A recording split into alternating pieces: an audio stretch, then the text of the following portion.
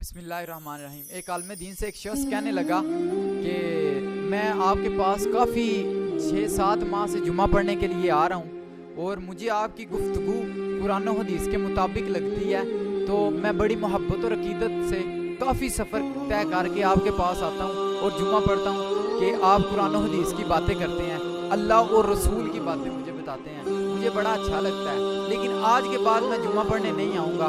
میں نے سوچا میں آپ کو بتاؤں کہ میں آج کے بعد آپ کے پاس جمعہ پڑھنے نہیں آؤں گا کہ آج آپ نے جو ہے نا بات اچھی نہیں کی۔ تو وہ عالم دین کہنے لگے کہ کون سی بات اچھی نہیں کی میں نے؟ تو پھر وہ نوجوان کہنے لگا کہ آپ نے بولا ہے کہ کامیابی کے لیے مرشد ضروری ہے، بیعت ہونا بڑا ضروری ہے۔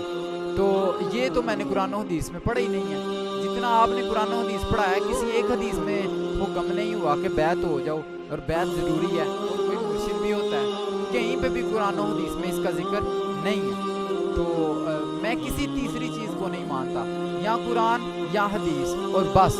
وہ عالم دین کہنے لگے کہ ٹھیک ہے، اب آپ بیٹھیں، آپ بات کریں، آپ کیا بات کرنا چاہتے ہیں؟ تو وہ نوجوان کہتا ہے کہ بس 2 ہی باتیں ہیں۔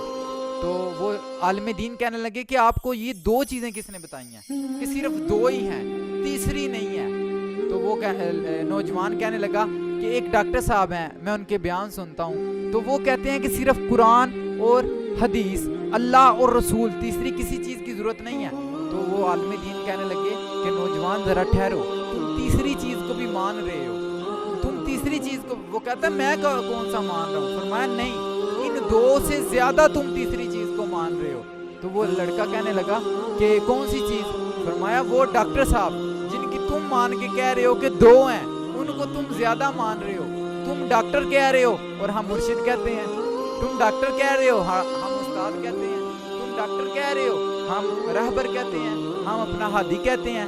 لہذا تیسری چیز ہے جو آپ کو راغب کرتی ہے کہ قرآن پڑھنا کیسے ہے، حدیث پہ عمل کیسے ہوگا۔ تو یہ چیز اس بات کو واضح کرتی ہے کہ مرشد ضروری ہے، اور مرشد یہ نہیں کہ کوئی بندہ کسی کے ہاتھ میں ہاتھ دے تو ہی مرشد بنے گا، دل سے بھی مان لے یہ میرا استاد ہے، یہ میرا مرشد ہے، تو وہ مرشد ہی ہوگا۔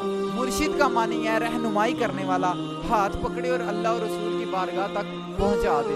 تو اللہ کریم ہمیں قرآن و سنت کو صحیح طریقے سے سمجھنے کی توفیق عطا فرمائے۔